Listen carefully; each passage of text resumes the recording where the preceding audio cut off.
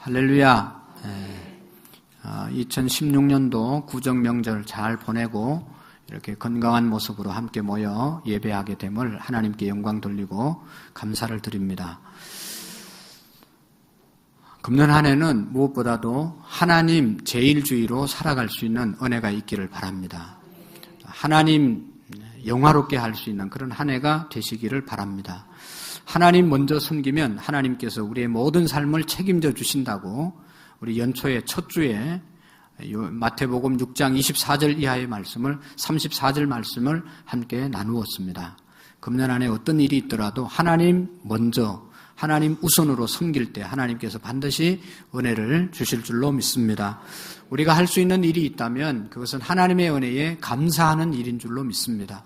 생각해 보면 이번 구정 명절에도 얼마나 많은 사람들이 사고로 어려움을 당했는데 우리 성도님들이 한 분도 어려움 당치 않고 나와서 예배할 수 있는 그러한 자리가 마련된 것은 하나님의 놀라운 은혜와 축복인 줄로 믿습니다. 깨달아 보면 생각해 보면 하나님의 은혜가 아닌 것이 없음을 우리가 다시 한번 고백하며 하나님께 감사하면서 이 시간도 나갈 수 있기를 바랍니다. 세월이 얼마나 빠른지요. 2월 벌써 두 번째 주일을 맞이하고 설이라고 하는 말은 세월이 하도 빨리 지나가서 세월이 바뀔 때마다 해가 바뀔 때마다 서럽다. 그래서 설이 된 겁니다. 아직도 세월 가는 것이 시간 바뀌는 것이 연수 바뀌는 것이 서럽지 않는 사람도 있을 수 있겠지만 연세가 많이 들고 보면 나이가 많이 들어보면 서럽습니다. 나이 먹은 게 서럽다고 그러잖아요. 젊은 것들 때문에 서럽잖아요. 근데 문제는 뭔가 하면 이 빠른 세월 속에서 우리가 어떻게 살아야 될 것인가, 이 세상을 어떻게 살아야 될 것인가를 우리가 깊이 생각할 수 있기를 원합니다. 여러분 어떻게 살기를 원하십니까? 또 우리가 어떻게 살아야 되겠습니까? 잘 살아야 되겠죠. 부유하게 살아야 되겠죠. 풍성하게 살아야 되고 행복하게 살 수 있기를 바랍니다. 후회 없이 사시기를 바랍니다. 보람 있게 정말로 누리면서 살아갈 수 있기를 바랍니다.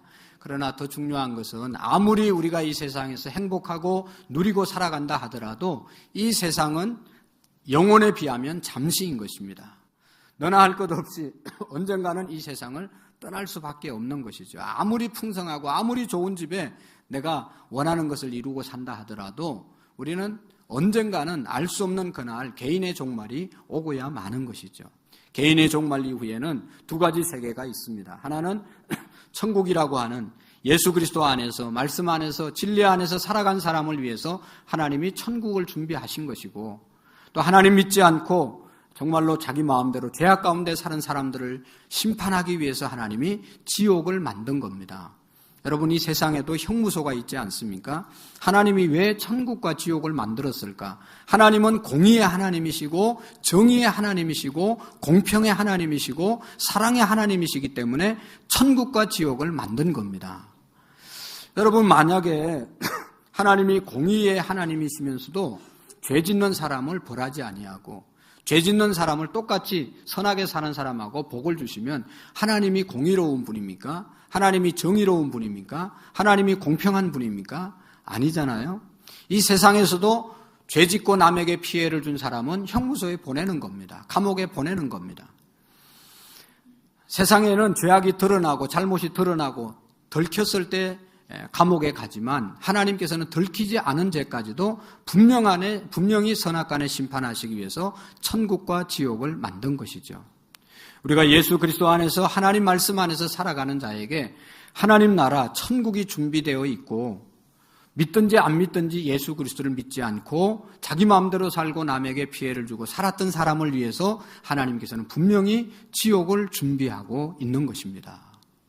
요즘 금요일 날마다 늘 천국과 지옥에 대해서 말씀을 드리는데 제가 깨닫는 것은 교회는 뭐하러 나오냐? 이 세상에서 잘 먹고 잘 사는 방법을 가르치고 함께 나누기 위해서 나오는 것이 아니라 이 세상에서도 잘 먹고 잘 살아야 되지만 그보다 궁극적으로 하나님 나라 영원한 세계를 위해서 사는 방법을 함께 나누고 말씀 전해야 되는 것이 바로 교회인 줄로 믿습니다. 교회 열심히 나오고 그래서 세상에서 잘 먹고 잘 살았는데 죽어서 지옥 간다면 그것만큼 목회를 잘못한 것이 없고 그것만큼 신앙생활을 잘못한 것이 없다. 그런 깨달음이 왔습니다. 가장 궁극적인 것, 우리가 이 세상에 잠깐 사는 세상을 위해서 우리의 모든 것을 투자할 것이 아니라 영원한 하나님 나라를 위해서 영원한 것을 붙잡고 천국 갈 수 있는 그런 우리의 믿음이 될 수 있기를 바랍니다. 여러분, 천국 갈 수 있는 사람들이 하나님의 백성, 천국 백성들인데 어떻게 이 세상에서 우리가 살아야 될 것이, 죽으면 천국 가는데 그럼에도 불구하고 이 세상에 우리가 하나님께서 정하신 시간은 살아야 되지 않겠습니까? 지금 죽으면 천국 갈 수 있는데 죽지 않으니까 사는 날 동안 우리가 어떻게 살아야 될 것인가? 하나님께서 그 삶의 방법을, 하나님의 백성들이 살아가야 될, 지켜야 될 계명을 우리에게 주셨는데 그게 뭐예요? 출애굽기 20장, 오늘 신명기 5장에 나오는 10계명입니다. 10가지 계명을 우리에게 주시고 이 계명대로 사는 사람들이 하나님의 백성들이다라고 하는 것을 가르쳐 주신 것이죠. 요약해 보면 1계명에서 4계명까지는 하나님을 잘 섬기고 하나님을 경외하고 하나님의 뜻대로 살아가는 것을 말씀해 주고 있고, 또 5계명에서 10계명까지는 인간관계에 있어서, 물질과의 관계에 있어서 우리가 어떻게 그리스도인으로서 이 세상을 살아가야 될 것인지를 말씀해 주고 있습니다. 가장 먼저 오늘 6절의 말씀에 보면 이 10계명을 주신 하나님, 그분이 우리에게 있어서 어떤 존재인가, 하나님과의 관계에 있어서 우리가 하나님을 어떤 분으로 알고 믿어야 되는지, 계명을 주신 분이 누군지를 분명히 말씀하고 있습니다. 오늘 6절 말씀해 보시면 하나님이 어떤 분인지 말씀하고 있는데, 나는 너를 애굽 땅 종되었던 집에서 인도하여 낸 하나님 여호와니라. 할렐루야. 한번 읽어보실까요? 6절 다 같이 시작. 나는 너를 애굽 땅 종되었던 집에서 인도하여 낸 내 하나님 여호와니라. 아멘. 하나님이 어떤 분인가 하면 너를 애굽 땅 종되었던 집에서 건져내신 분이시다. 여러분, 애굽 땅 종되었던 생활을 했던 사람은, 애굽 땅에서 종살이 했던 사람들은 이스라엘 백성들이죠. 430년 동안 애굽에 종살이를 하면서 말할 수 없는 고생을 했죠. 너무 고통스러워서 하나님, 우리가 너무 고통스럽습니다. 하나님의 백성이라고 말하면서 우리를 이렇게 고통 가운데 내버려 두십니까? 라고 부르짖는 고통의 소리를 들으시고 하나님께서 이스라엘 백성들을 모세를 통해서 출애굽시켰습니다. 우리나라도 36년 동안 일제의 압박을 받으면서 온갖 어려움을 당하지 않았습니까? 너무너무 고통스러웠고 정말로 힘들게 살았는데 하나님께서 해방을 허락해 주신 것처럼 애굽의 백성들은 36년이 아니라 430년 동안 애굽의 종살이를 했습니다. 죽지 못해서 사는 그런 종살이였지만 하나님께서 그들을 구출해 주셨다. 그러니까 하나님은 고통 가운데서 건져내 주신 분이시다. 오늘 10계명을 우리에게 주신 분은 고통 가운데 살아가는 저와 여러분들을 구출해 주신 것입니다. 우리가 어떤 고통에서 신음했습니까? 바로 이 세상 가운데, 죄 가운데 목표 없이 방황하고 정말로 절망 가운데 살아갈 수밖에 없는 저와 여러분들을 구원해 주신 분이 하나님이신 줄로 믿습니다. 하나님께서 우리를 구원하시기 위해서 독생성자 예수 그리스도를 우리에게 보내시고 그분을 믿게 하심으로, 그분에게 우리의 모든 죄악을 전가시켜서 그분이 십자가에 죽으심으로 그분의 은혜를 믿음으로 구원받게 해주신 분이 바로 하나님이십니다. 10계명을 주고 그 계명대로 살으라고 말씀하신 분이 우리를 구원해 주신 하나님이라는 사실을 우리가 기억해야 합니다. 성경의 모든 내용을 한 절로 요약하라고 하면, 암송해야 될 요절 하나를 뽑으라고 하면 요한복음 3장 16절이라고 말씀을 드렸죠. 하나님이 세상을 이처럼 사랑하사 독생자를 주셨으니 이는 저를 믿는 자마다 멸망하지 않고 영생을 얻게 하려 하심이라. 하나님이 우리에게 영생을 얻게 하기 위해서 독생성자 예수 그리스도를 보내셨다는 것이죠. 그분을 우리가 믿음으로 영생의 길, 축복의 길로 이르게 되는 줄로 믿습니다. 우리의 노력으로, 우리의 행위로, 우리의 선한 일로 구원받는 것이 아니라 예수 그리스도의 이름을 믿음으로 말미암아 구원에 이르게 된다는 것이죠. 이것은 우리의 노력과 우리의 어떤 것이 아니라 하나님이 사랑으로 우리를 구원해 주셨다고 말씀하고 있습니다.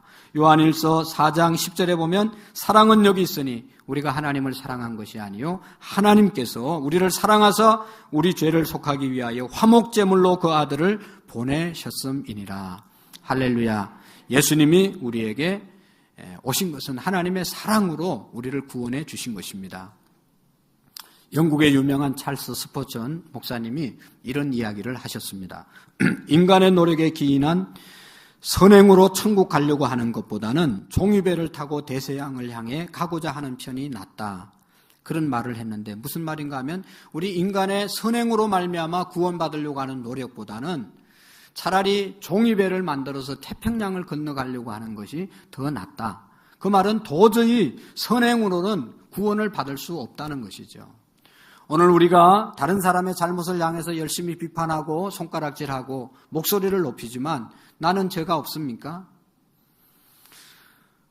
우리가 선한 일을 한다고 열심히 예배를 드리고 선한 일에 교회 일에 열심히 충성하지만 교회 일에 열심히 충성하는 사람은 죄가 없습니까? 다 죄인이란 말이죠. 예수님의 십자가 없이는 십자가 붙들지 않으면 이 자리에 나올 수가 없고 구원받을 수 있는 사람이 한 사람도 없는 것입니다. 내가 이 자리에 선 것은 하나님의 은혜이고 십자가의 은혜이지 내가 다른 사람보다 잘나서 하나님 앞에 죄가 없어서 이 자리에 선 것이 절대로 아니죠. 이 시간도 하나님의 은혜가 없으면 우리 모두가 이 자리에 아무도 나올 수가 없는 줄로 압니다. 하나님이 불러주시고 하나님이 예수 그리스도를 통해서 우리의 죄를 용서해 주셨다고 칭의해 주셨기 때문에 이 자리에 선 것이고 하나님의 종들로 일하게 되는 줄로 믿습니다. 너나 할 것 없이 하나님의 은혜 아니면 십자가 은혜 아니면 모두가 다 죄짓고 지옥 갈 수밖에 없는 존재들입니다. 선한 일이라고 하는 것은 예수 그리스도를 믿고 그분의 말씀을 알지 못하는 자들에게 전거하고 그리고 하나님의 말씀을 따라 선한 열매를 맺으면서 살아가는 것이 선한 삶인 줄로 믿습니다. 그러므로 우리가 일생을 살아가는 동안 나 같은 죄인 구원해 주신 하나님 감사합니다. 하나님 감사합니다. 하나님의 말씀대로 우리가 살아갈 수 있기를 원합니다. 십계명을 지켜야 되는 이유는 나를 구원해 주셨기 때문에 당연히 십계명을 지키면서 살아야 될 것이라는 것입니다. 내가 십계명을 지킴으로 구원받는 것이 아니라 내가 구원받을 수 없는 존재인데 죄인인데 예수님 믿을 수 있는 은혜 주셔서 구원받았기 때문에 이제는 어떻게 살아야 될 것인가? 십계명을 지키면서 살아야 되는데 그 십계명 하나님이 주신 계명 중에 제일 첫 번째 되는 계명이 오늘 7절에 있는 말씀입니다. 제1계명 같이 한번 보시면 시작. 나 외에는 다른 신들을 내게 두지 말지니라. 아멘. 나 외에 다른 신들을 내게 두지 말지니라. 할렐루야. 하나님은 유일하신 한 분밖에 없으신 하나님이십니다. 하나님이 우주 만물을 만드신 것인데 또 우리를 만들었는데 하나님이 만든 것 가지고 또 다른 것을 만들어서 하나님으로 섬기지 말라는 것이죠. 여러분 생각해 보면 우상을 우리가 사람이 만들지 않습니까? 내가 만들어 놓고 내가 그 앞에 가서 또 복을 비는 그런 어리석음이 세상에 어디 있습니까? 이사야서 43장 18절에 보면 나는 여호와 나 외에는 다른 이가 없느니라. 할렐루야. 여호와 하나님 외에 다른 이가 없다고 말씀하고 있습니다. 예수님 외에 하나님 외에 구원의 길이 없다고 말씀하고 있습니다. 그런 거로 우리는 일생을 살아가는 동안 하나님 제일주의로 살아야 될 줄로 믿습니다. 하나님을 섬기지 아니하고 사람들이 만들어 놓은 신을 섬기면 참으로 어리석고 오늘 성경에 뭐라고 그랬어요?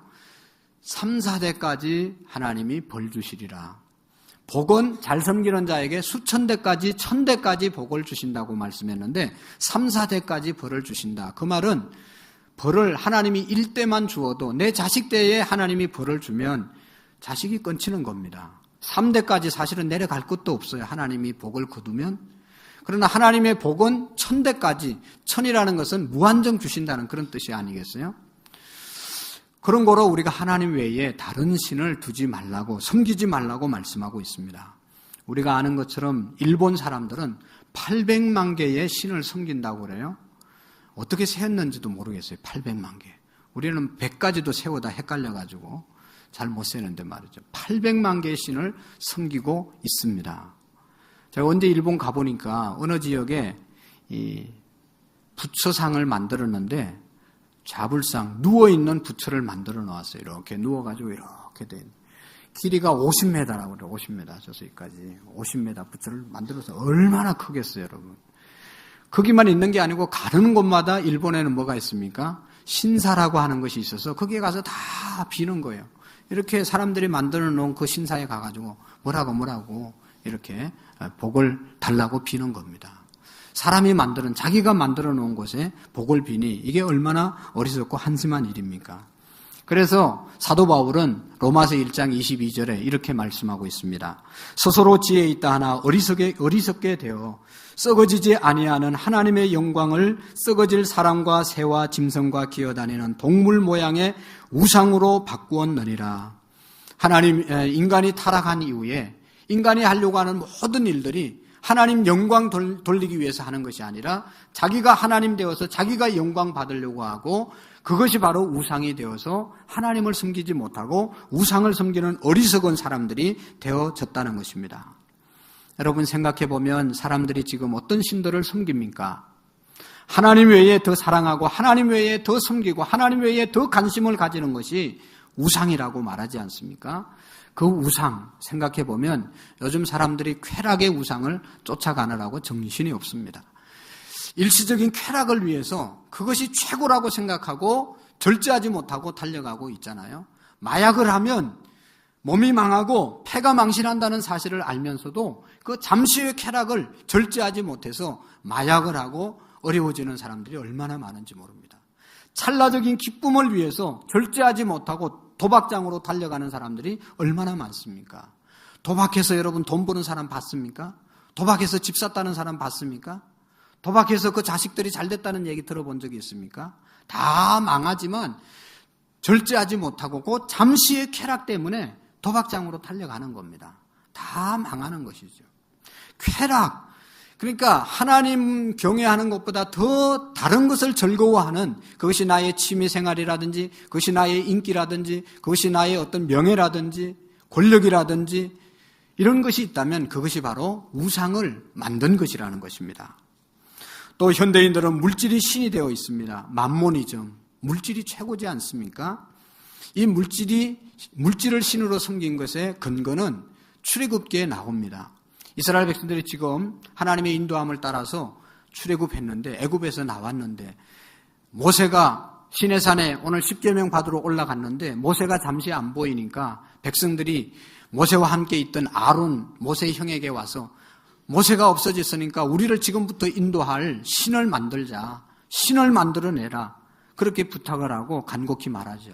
그때 아론이 그러면 너희들이 가진 금덩어리 다 가져와라.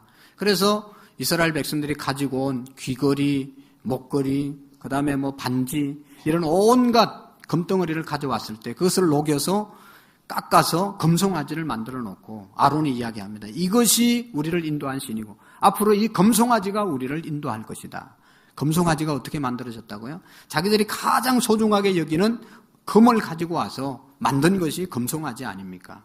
내가 가장 아끼고 사랑하는 물질이 나를 인도하고 나를 앞으로 인도하게 될 것이다. 물질이 하나님이다 라고 섬긴 것이 바로 맘모니즘, 물질주의가 된 것이고 그것이 바로 물질의 우상이 되어진 겁니다.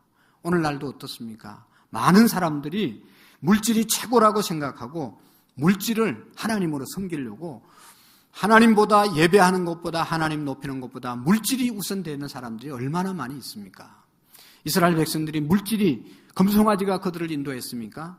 하나님께서 낮에는 구름 기둥으로 그 뜨거운 햇빛을 가려워 주었고 그 차가운 불빛을 하나님이 밤에는 불기둥으로 인도하시고 홍해바다를 갈르게 하시고 아침에는 만나를 내려서 그들을 먹여주셨고 고기가 먹고 싶다고 하면 메추라기를 내려서 그들을 먹여주셨고 바위를 쳐서 샘물이 솟게 하신 하나님께서 이스라엘 백성들을 인도했는데 금송아지가 물질이 우리를 인도했다고 우상을 섬기니 이게 얼마나 잘못된 것입니까? 사랑하는 성도 여러분, 돈을 사랑함에 일만하게 뿌리가 된다고 성경은 말씀하고 있습니다. 디모데전서 6장 10절에 보면 돈을 사랑함이 일만하게 뿌리가 되거니와 이것을 탐내는 자들은 미혹을 받아 믿음에서 떠나 많은 사람으로 많은 근심으로써 자기를 찔렀도다. 물질을 신으로 섬기게 될 때 결국은 우리가 하나님 버리게 되고 근심이 우리의 심령 속에 우리를 찌르게 된다고 말하고 있습니다. 사람은 두 주인을 섬기지 못하나니 이를 사랑하면 저를 미워할 것이고 이를 중히 여기면 저를 경히 여김이니라. 예수님께서 마태복음 6장 24절에 말씀하고 있습니다.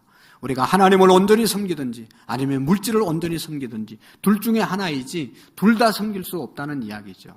여러분, 분명히 우리가 기억해야 할 것은 물질을 우리가 섬기고 따라가고 그것을 소유하기 위해서 거기에 줄 서는 것이 아니라 물질을 주신 하나님께 줄 서고 그분을 바라보고 그분을 따라가게 될 때 물질이 우리에게 임하게 될 줄로 믿습니다. 저희 집에 어린아이가 있는데 엄마가 과자를 주려고 하면 과자를 꺼내면 그냥 동그란 눈을 뜨고 그냥 과자에 눈을 집중해가지고 과자가 이리 가면 여러 따라가고 이리 가면 여러 따라가고 과자에서 눈을 못 뜨는 거예요. 네? 과자만 보는 거예요. 엄마를 봐야 되는데. 아니, 그 과자가 뭐 그렇게 중요해요. 애한테는 중요하기도 하지만 더 중요한 거는 어머니가 더 중요하다는 거예요. 애에게 모든 것을 줄 수 있는 어머니에게 집중해야 되는데 이 아이들은 과자, 눈앞에 보이는 과자에 관심이 있는 거예요. 자기에게 뭐 해주는 그 선물에 관심이 있지 선물을 주시는 분이 누군지는 관심이 없어요. 오늘 우리 그리스도인들도 마찬가지. 하나님 물질 주세요. 하나님 뭐 주세요. 뭐 주는데 얻는데 관심이 있지 주시는 분에 대해서 우리가 얼마나 관심을 갖고 근본적으로 그분을 하나님으로 잘 경외하냐 하는 것입니다. 사랑하는 성도 여러분, 물질을 신으로 섬기지 말고 물질을 주시는 하나님을 우리가 바로 섬길 수 있는 저와 여러분들이 되기를 원합니다. 우리가 열심히 교회 부흥을 위해서 기도하고 우리가 사업을 위해서 기도하고 뭐를 위해서 열심히 기도하는데 그 열심히 하는 것보다 하나님을 영화롭게 하지 못하고 열심히 무엇을 구하는 것은 그건 다 우상이라는 것입니다. 미국 내에 부자 서열 88위가 된 우리나라 사람 중에 장도원이라고 하는 분이 계십니다. 부부가 있는데 포에버 21 패션 브랜드를 가지고 이제 전 세계의 매장을 많이 가지고 있는 분입니다. 하나님을 아주 잘 섬기는 그러한 크리스찬입니다. 1981년도에 이민을 갔는데 이민 간 사람들이 다 뭐 좋은 직장 처음부터 잡는 거 아니잖아요.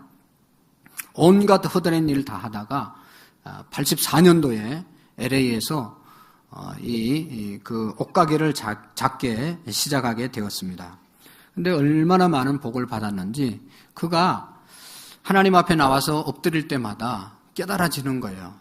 나 같은 죄인이 하나님 섬기는 것도 감사한데 미국 땅에 와서 이렇게 하나님이 축복해 주시니 이 은혜를 어떻게 갚아야 될까? 자꾸 그런 은혜를 그런 것을 깨달아지는 거예요. 그냥 뭐 내가 열심히 노력해서 잘 먹고 잘 산다. 그 생각 들면 괜찮을 텐데 이게 다 하나님의 은혜라고 자꾸 생각이 나고 깨달아져서 그가 결단을 했습니다. 내가 이렇게 잘 사는 것은 하나님의 은혜이기 때문에 내가 1년에 한두 번은 단기 선교, 해외 선교를 가야 되겠다. 그래서 결심을 하고 중국으로, 남미로, 브라질로 여러 곳으로 다니면서 1년에 한두 번씩은 사업 접고 자기가 가진 돈으로 가서 어려운 지역에서 선교를 하는 겁니다. 선교하러 가서 선교하다 보니까 더 하나님의 은혜가 깨달아지는 거예요. 이 오지에 와서 나같이 부족한 사람이 이 오지에서 이렇게 선교하고 나누어 줄 수 있는 것이 이게 얼마나 큰 은혜냐. 앞으로 하나님이 복 주시면 더 이 사람들을 섬기고 선교해야 되겠다고 하는 그런 강력한 마음이 일어나게 되었습니다. 그 마음이 일어나는 순간 상상할 수 없는 사업의 부흥이 일어났습니다. 그래서 전 세계에 500개 이상의 매장을 깔게 되었고 엄청난 미국의 88위, 세계적으로는 119위의 부를 누리는 사람이 되었다는 것입니다. 커플, 영향력을 끼치는, 미국에서 가장 영향력을 끼치는 커플 38인에도 올라가는 영광을 차지하게 되었습니다. 중요한 것은 사람들이 물었습니다. 짧은 기간 동안, 이민생활 짧은 기간 동안 어떻게 당신이 이렇게 성공하게 되었습니까? 라고 묻는 질문에 이분은 이렇게 이야기했습니다. 제가 한 것은 뭐 있습니까? 제가 한 것은 하나님을 사랑한 것밖에 없습니다. 뭐가 성공이고 뭐가 부자인지 잘 모르지만 저는 하나님이 주신 축복 주신 이유를 알았기 때문에 하나님의 뜻대로 물질을 사용합니다. 할렐루야. 물질 주신 축복을 내가 깨달았기 때문에 내가 이제 하나님께 이렇게 드립니다. 그렇게 이야기했어요. 선교를 위해 많은 물질을 드리고 스스로 가난한 삶을 겪어왔기 때문에 어려운 사람들을 돕는 일에 앞장서고 있습니다. 죽음을 앞두고 돈보다 하나님 사랑했다고 고백할 수 있는 삶이 진정한 성공입니다. 그런 고백을 했습니다. 여러분, 하나님만을, 나 외에 다른 신을 내게 두지 말라. 하나님만을 섬기는 자에게 하나님이 책임지시는 줄로 믿습니다. 두 번째 계명은 뭔가 하면 하나님 앞에 다른 신을 두지 말 뿐만 아니라 다른 신을, 우상을 만들지 말라고 말씀하고 있습니다. 중요한 말씀이기 때문에 함께 읽어보겠습니다. 8절, 9절 말씀인데요. 다 같이 시작.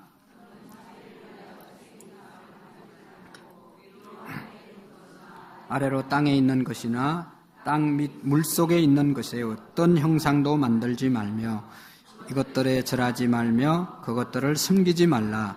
나 내 하나님 여호와는 절투하는 하나님인저 나를 미워하는 죄를 갚되 아비로부터 아들에게 3, 4대까지 이르게 하거니와 나를 사랑하고 내 계명을 지키는 자에게는 1000대까지 은혜를 베푸느니라. 아멘. 온 우주 만물을 만드신 분이 하나님이십니다. 그것 가지고 또 무슨 신을 만들어서 거기에 복을 달라고 비는 일을 하지 말라고 말씀하고 있는 것이죠. 여러분, 우리가 하나님보다 더 귀하게 여기고 우선하게 생각하고 사랑하는 것은 그것이 우상입니다. 아무리 좋은 것이라 할지라도 하나님보다 더 사랑하고 하나님보다 더 귀하게 여기는 것은 우상이 되는 것이죠. 여러분, 사업을 소중하게 여기고 사업을 열심히 해서 성공해야 됩니다. 그러나 더 중요한 것은 사업보다 하나님을 먼저 우선해 두고 사업하는 목적이 하나님께 영광 돌리기 위해서 할 때 그것이 사업이 되고 하나님의 축복의 장소가 되는 줄로 믿습니다. 거꾸로 되어서 사업이 먼저이고 하나님 뒤에면 그 사업은 우상입니다. 가족을 사랑하고 아껴야 되지만 하나님보다 가족이 먼저 앞서고 가족을 하나님보다 더 사랑하면 가족이 우상이 되는 것이죠. 제가 목회를 하면서 교회를 성장시켜야 되겠다. 어떻게 해서라도 교회를 성장시켜야 되고 교회를 부흥시켜야 되겠다. 그래서 내 명예 또 우리 모두가 다 우리 교회가 이런 교회입니다 라고 이름이 드러나야 되겠다. 그런 생각을 가지고 교회 부흥을 위해서 열심히 달려가면 교회 부흥이 우상이 되는 것입니다. 찬양대원들 또 우리가 각 부서에서 열심히 섬기고 있지만 내가 이곳에서 제일 잘하는 사람 되어야지. 내가 다른 사람보다 더 사랑받고 다른 사람보다 더 인정받고 내가 다른 사람보다 더 열심히 봉사해서 주목을 받아야지 라고 생각하고 우리가 섬긴다면 그것 자체가 우상이라는 것입니다. 나는 없어지고 내 섬김을 통해서 하나님 드러나는 하나님 높이는 사역이 진정한 사역이고 하나님께서 기뻐하는 것인 줄로 믿습니다. 유재혁이라는 목사님이 길 이름과 길 찾음이라는 책에서 이런 말을 했습니다. 우상 숭배란 돌이나 나무로 깎아 만든 신들의 형상만이 아니라 눈에 보이든 보이지 않는 우리의 마음에서 하나님의 궁극적인 자리를 차지하는 모든 것이 매일의 삶 가운데 갈망하는 것이 있다면 그것이 우상이다. 그렇게 이야기했습니다. 우상 숭배의 가장 깊숙한 것은 바로 우리의 마음, 나 자신일 수 있다는 것입니다. 나 자신이 잘되고 나 자신이 주목받고 나 자신이 인정받고 나 자신이 잘되어지려고 하는 것, 그것이 우상이라는 것입니다. 나도 중요하지만 나보다 더 중요한 내가 영광받아야 될 그 자리에 하나님의 영광이 드러나고 하나님이 있어야 그것이 진정한 신앙의 모습이라는 것입니다. 철저히 나라고 하는 우상을 우리가 제거할 수 있기를 원합니다. 오늘날 제가 늘 말씀드리지만 교회, 하나님 없는 교회가 너무 많다는 거죠. 교회 나오는 사람들 중에 하나님 안 믿는 사람들이 너무 많다는 거죠. 바깥에 가서 전도할 게 아니라 지금 여기 앉아 있는 분들이 예수님을 제대로 믿어야 될 사람들이 너무 많다는 거예요. 다 자기를 섬기기 위해서, 자기 잘되기 위해서 나와서 하나님을 이용하는 사람들이 너무 많다는 것이 오늘 한국교회의 아픔인 것이죠. 나는 안 되고 나는 망하고 나는 실패하고 나는 병들고 나는 간 곳 없어도 하나님이 높아져야 되는데 하나님이 있는 자리에 우리 모두가 서려고 하기 때문에 하나님의 영광이 드러나지 않고 하나님의 영광이 가리워지는 것이죠. 내가 얼마나 큰 문제의 사람인지를 우리가 기억하고 나 자신을 쳐서 죽여야 되는 것이죠. 사도 바울 같은 대사도도 인간이기 때문에 오호라 나는 곤고한 사람이로다. 이 사망의 몸에서 누가 나를 건져내랴. 사도 바울이 대사도로 하나님의 일, 예수님의 일을 열심히 감당하니까 사람들이 그냥 너무너무 예수님 다음으로 훌륭한 사람이죠. 그렇지만 그의 마음속에는 나는 사망에 매여 있는 사람이다. 난 이렇게 살다가는 완전히 사망할 수밖에 없는 사람이다. 이 사망의 몸에서 누가 나를 건져낼 수 있을까? 그렇게 고민했습니다. 그는 우리가 아는 것처럼 얼마나 좋은 가문에서 성장했는지, 가말리아 문화에서 성장했고, 여러분 얼마나 공부를 많이 했고 주변의 사람들에게 존경받는 사람이었습니다. 그런 것이 자꾸만 올라오는 거예요. 나는 옛날에 어떤 사람이었는데, 내가 지금 어떤 사람인데, 지금 내가 어떤 사람인데 나를 무시하냐고, 내 의견을 누가 무시하냐고, 내 말을 왜 안 듣냐고. 자기밖에 모르는, 자기가 살아있는 하나님이 있어야 될 자리에 자기가 있어서 큰소리 치는 것이 바로 하나님이 말하는 우상을 만드는 것입니다. 그래서 사도 바울은 고민 끝에 자신의 모습을 이렇게 처리했잖아요. 갈라디아서 2장 20절에 보면 내가 그리스도와 함께 십자가에 못 박혔나니 그런즉 이제는 내가 사는 것이 아니요 내 안에 그리스도께서 사는 것이라. 여러분 예수님이 우리 가운데 살아야 될 줄로 믿습니다. 나의 교만이 죽고 나의 자랑이 죽고 나의 의가 죽고 나의 모든 것이 없어지고 주님만이 살아나는 그런 우리의 신앙이 되기를 원합니다. 사도 바울이 고린도전서 15장 31절에 보면 형제들아 내가 그리스도 예수 우리 주 안에서 가진 바 너희에 대한 나의 자랑을 두고 선언하노니 나는 날마다 죽노라. 할렐루야. 나는 날마다 죽노라 말씀했습니다. 우리의 교만과 우리의 자랑과 우리의 모든 하나님 앞에서 의가 죽어야 될 줄로 믿습니다. 예수님께서 예수님의 제자가 될 수 있는 사람들은 누구든지 나를 따라오려거든 자기를 부인하고 자기 십자가를 지고 나를 쫓을 것이니라. 할렐루야.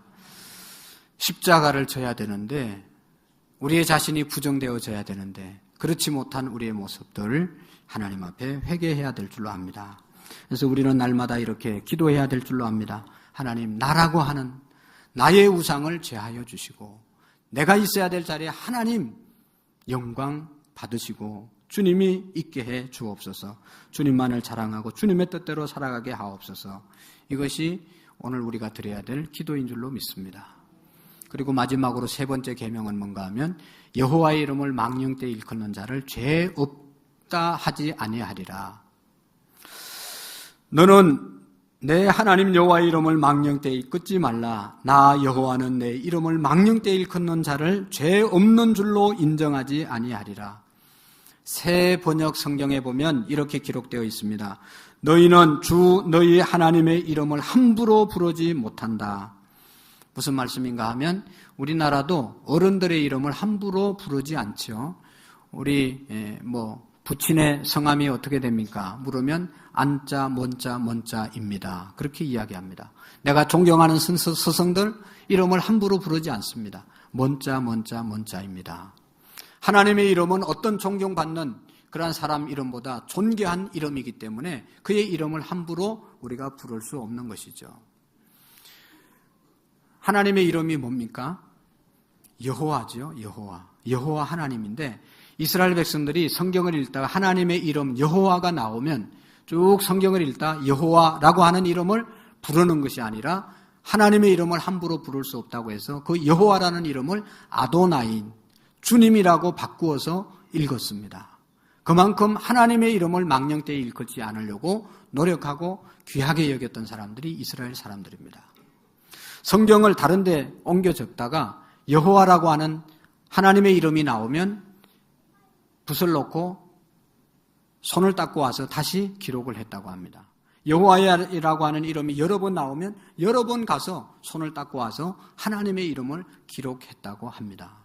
하나님의 이름을 망령 때에 일컫지 않기 위해서, 하나님의 이름이 영광을 가려지지 않기 위해서 그렇게 했습니다. 오늘 우리의 삶을 통해서 하나님의 영광이 드러날 수 있기를 원합니다. 시편 96편 8절에 보면 여호와의 이름에 합당한 영광을 그에게 돌릴지어다. 할렐루야. 주님의 이름을 찬양하게 될 것이다. 감사와 찬양과 존귀로 하나님께 올려드리라고 말씀하고 있는 것입니다. 성경에 여러분 역사 가운데 위대한 사람들이 많이 있지만 다윗 왕이 얼마나 위대하고 훌륭하고 우리가 존경받아야 될 사람입니까? 다윗 왕의 가정을 통해서 예수 그리스도가 이 땅에 태어나게 되었고 이스라엘 백성 중에 가장 땅을 많이 확장했던 왕이 바로 다윗 왕입니다. 전쟁에서 가장 많이 승리했던 왕이 다윗 왕입니다. 지금도 이스라엘 사람들은 다윗과 같은 왕이 이제 나타나서 자기 주변 국가들을 다 물리치고 자기 나라가 떵떵거리고 하나님의 나라로 세워지기를 지금도 고대하고 있는 사람들이 이스라엘 백성들입니다. 어떻게 다윗을 그렇게 사모하고 어떻게 그렇게 다윗을 흠모하고 있습니까? 그렇게 훌륭하게 되었습니까?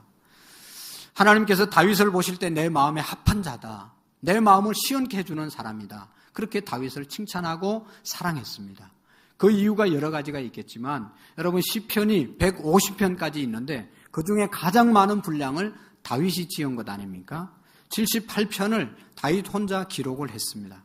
그만큼 하나님 높이는데 하나님 찬양하는데 제일 앞장서고 쓰임받았던 사람이 다윗이라는 것이죠. 역대상하를 통해서 보면 다윗이 왕이 되었을 때 예루살렘에 지금부터 3,000년 전에 4,000명의 사람을 찬양대원을 만들어서 하나님의 이름을 높인 사람이 다윗입니다. 제가 잘 모르겠지만 우리 그 나라에 성가대원이 4,000명 모여가지고 하나님께 찬양드리는 교회는 아마 없는 줄로 압니다. 다윗은 왕이었지만 4,000명을 성가대원을 만들어서 하나님 이름 높이는데 집중했던 것이죠. 하나님의 영광 드러내는 일을 그만큼 했습니다. 그러니까 결국은 다윗이 받은 축복이 이루 말할 수 없는 축복을 받게 된 줄로 믿습니다. 오늘 우리가 하나님을 찬양하는 시간에 찬양하고 우리의 삶을 통해서 하나님의 이름이 찬양을 받을 수 있는 그런 우리의 삶이 될 수 있기를 바랍니다. 저 집에는 부부가 온 가족이 다 교회를 다니는데 왜 저렇게 매일 싸울까? 밑에 층에서 싸우는 소리가 위에 층까지 다 들립니다. 저 사람은 예수 믿는 사람인데 사업을 어떻게 저 모양으로 할까? 제대로 수금도 안 해주고 말이죠. 결제도 안 해주고 말이죠. 어떻게 저렇게 할까? 직장 생활하면서 저 사람 교회 다니는 사람으로 알고 있는데 어떻게 직장 생활을 저렇게 불성실하게 할까? 이런 얘기를 듣는 것은 하나님의 이름이 망령되이 일컬어지는 것이죠. 하나님께서 그런 것들을 원하지 않는 것이고 그런 것들을 삼가하라고 말씀하고 있는 것입니다. 우리의 신앙의 생활, 우리의 사회생활, 우리 가정생활, 우리 언어생활, 우리의 모든 삶을 통해서 하나님께 영광, 하나님의 이름이 망령되이 일컬어지지 않는 그런 저와 여러분들이 되기를 원합니다. 옛날에 시골에서 자랄 때 못된 짓 하면 전 누구 집 아들이냐고 그렇게 어른들은 애만 혼내는 게 아니고 누구 집 아들이냐고 묻습니다. 누구 집 아들이라고 하면 그 아버지가 그 조상들이 욕먹는 것 아니겠어요? 하나님을 영화롭게 하는 저와 여러분들이 되기를 원합니다.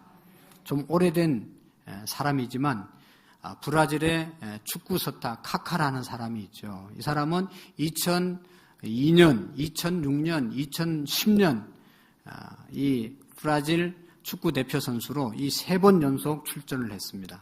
그리고 2008년도에는 미국에서 타임즈에서 세계 영향 끼친 100대 인물 중에 한 사람이라고 뽑았습니다. 그리고 또 2006년에서 2007년도까지는 유럽 챔피언 기록에서 최다득점 자로 우승을 이끄는데 큰 공을 세운 사람이 바로 이 카카라고 하는 선수입니다.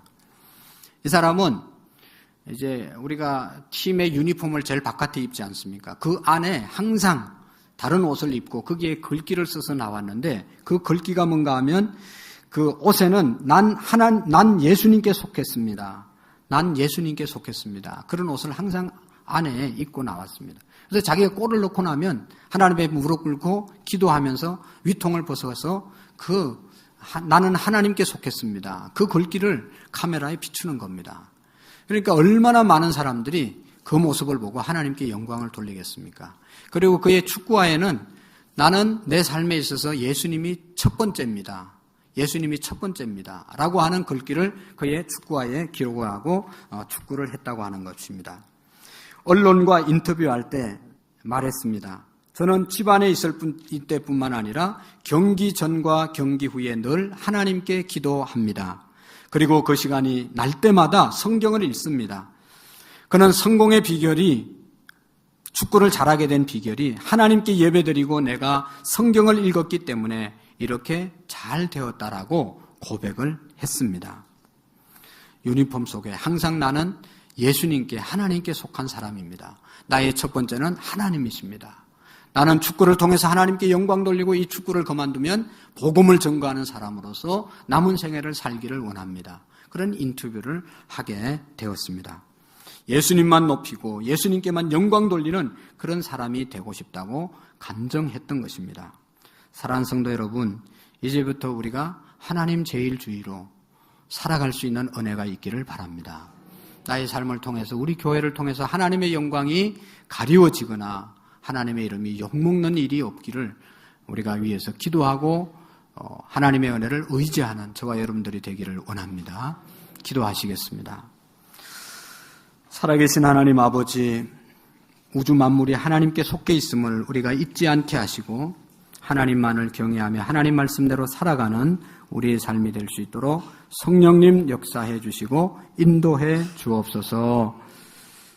먼저 하나님의 나라와 하나님의 의를 구하는, 그래서 이 모든 것들이 더해지는 우리의 남은 생에 온전한 천국의 백성으로 살 수 있는 구별된 성도들 되게 해 주옵소서. 우리는 할 수 없습니다. 성령님 도와주시고 주님 붙잡아 주옵소서. 예수님 이름으로 기도하옵나이다. 아멘.